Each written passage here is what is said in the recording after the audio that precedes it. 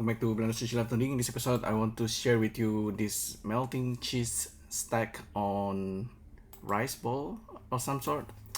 So basically the setup is using ray tracing. You can see there's this like a combo of node group setup.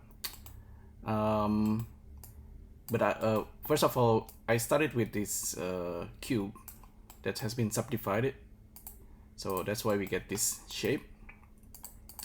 But what comes after that is basically like a plain grid that's been ray cast down. Okay, so but I did that multiple times.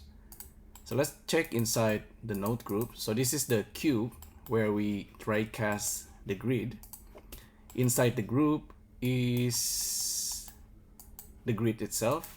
I can reduce the number of points. If I reduce the number of points, you can start to see kind of like sphere, because it's because I'm using points to volume and volume to mesh, and this is like it's acting like a voxel.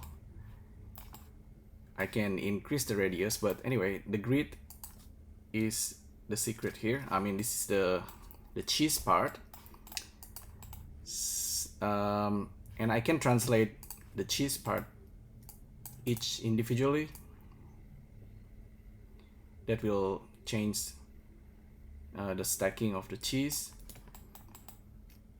And okay, the setup, the node that's doing the job is basically the ray cast. So it's casting the grid down into the box or this egg down there.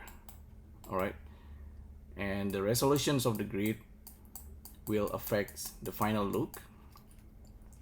If I change this grid with a circle mesh, for example, with the filled with Ngon, it's gonna have different look. We actually gonna end up with like a donut, like a melting donut ring. Because why? Because mesh circle is made up of dots. Unless we actually subdivide this mesh circle and have more grid subdivisions, then we're gonna have something that's not ring, you know, like a full surface. So I think, yeah, the setup is kind of interesting in that area. There is one value that's important here, the ray length. You might want to increase the ray length. This is how far the length the ray you projected using ray cast can transfer down to keep the volume. All right. So yeah, nothing much here, but yeah, anyway, this guy is doing the hard job. So it's taking the target geometry, which is basically whatever underneath, and it's gonna continue stacking if we keep going with this. Oh yeah, by the way, I haven't mentioned about the delete geometry. So without delete geometry, we actually have something that's left behind. I'm actually deleting some part that's not getting the ray cast. When the ray cast is missing, and never hit any objects, it's gonna keep going. That's why I am deleting it using delete geometry. So the rest of them, the rest of them is not as important. It's actually, yeah, like I said, it's very simple setup, but it's very powerful. I group the whole thing and I do it multiple times. So if you want to continue, so when it keeps growing in stack, so if you want to have another one, you just pipe this one into the target geometry and then join them all together. So you have a new surface over there that you can translate, and you can still expand the size, the scale, and make changes to the radius.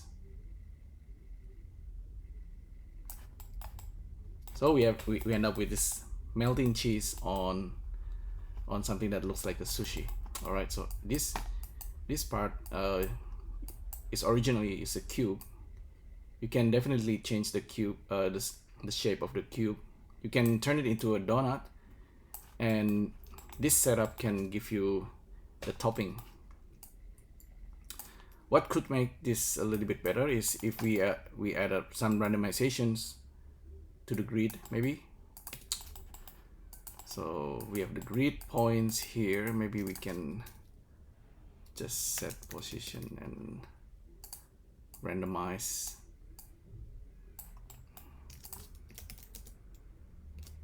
Random vector. Right. So a little bit crazier.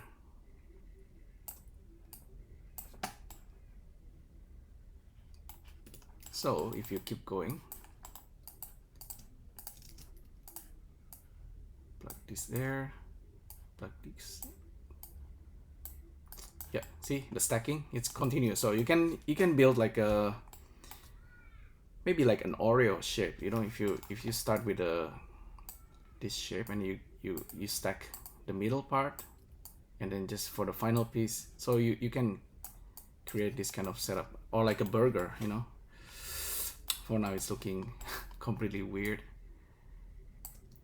but feel free to randomize this. I think the setup can be improved so much, but this is the basic idea.